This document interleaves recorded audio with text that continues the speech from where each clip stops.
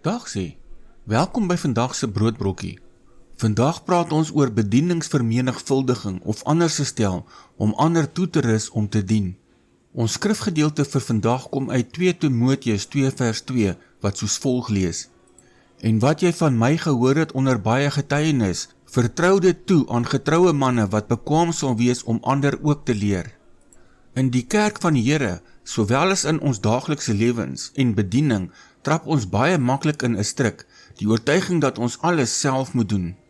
Ons raak oorlaai met verantwoordelikhede, ons raak geestelik uitgeput en ons begin glo dat as ons iets reg en deeglik gedoen wil hê, ons dit maar eerder self moet aanpak. Tog is hierdie uitputtende benadering glad nie God se Bybelse model vir blywende vrug nie. Die Here roep ons nie tot 'n eenmansvertoning nie, maar tot 'n lewe van geestelike vermenigvuldiging. Kyk byvoorbeeld na die ongelooflike nalatenskap van die apostel Paulus. Hy het sy hele lewe lang gereis en gemeentes geplant, maar hy het baie goed besef dat sy tyd op aarde beperk is. Daarom gee hy hierdie kragtige opdrag aan sy geestelike seun Timoteus.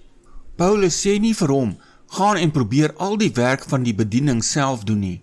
Nee, hy sê, vertrou die waarheid toe aan getroue manne wat bekwaam sal wees ook om ander te leer. Hierin lê 'n magnifieke, lewensveranderende 4-stap proses van menigvuldiging. Paulus leer vir Timoteus leer getroue leiers, en daardie leiers leer op hul beurt weer die res. Om ander mense toe te rus, verg ontsaglike nederigheid en geduld. Dit beteken dat ons gewillig moet wees om bietjie beheer te laat gaan en ander gelowiges die kans te gee om te dien, te lei en selfs foute te maak terwyl hulle leer. Wanneer ons doelbewus tyd spandeer om in ander se lewens te belê, om hulle geestelike gawes te ontdek en hulle te versterk, bou ons die toekoms van die gemeente.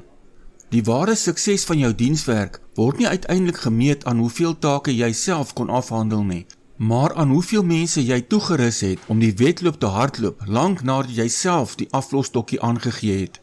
Hier is 'n skriftuurlike feit om te onthou. God se plan vir leierskap is altyd bemagtiging. Efesiërs 4 vers 11 tot 12 leer vir ons duidelik waarom die Here evangeliste, herders en leraars aan die gemeente gegee het. Dit is om die heiliges toe te rus vir hulle dienswerk, tot opbouing van die liggaam van Christus. Jou grootste roeping as 'n gelowige is dikwels nie net om self in die kollig te bedien nie, maar om jou medebroeders en susters toe te rus, sodat hulle kan skitter in dit waarvoor God hulle gemaak het. Kom ons bid saam. Onse Hemelse Vader, baie dankie vir elke persoon wat vandag na hierdie oordeenking luister. Ek bid dat U vandag deur U Heilige Gees in hulle harte sal werk en vir hulle helder geestelike oë sal gee om die mense rondom hulle raak te sien in wie hulle kan belê. Gee vir elkeen wat vandag luister, die genade, die geduld en liefde om as toeruster op te tree. Ons bid dit in die wonderlike naam van die Here Jesus Christus. Amen.